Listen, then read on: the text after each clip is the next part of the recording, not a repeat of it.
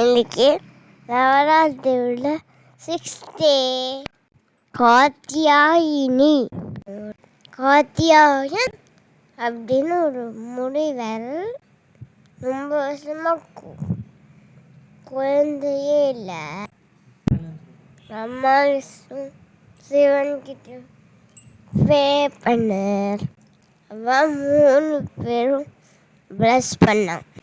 அதே மாதிரி மகிஷாசுரன் அப்படின்னு ஒரு அசுரன் எல்லாம் டிஸ்டர்ப் பண்ணியிருந்தோம். அதனால பிரம்மா விஷ்ணு சிவன்லாம் சேர்ந்து லேட்டை உருவாக்கினான். முனிவரோட ஆசிரமத்தில் அந்த லேட்டர் விழுந்தது. அதுலேருந்து தான் குழந்தை வந்தது. அந்த குழந்தை தான் காத்தியாயினி.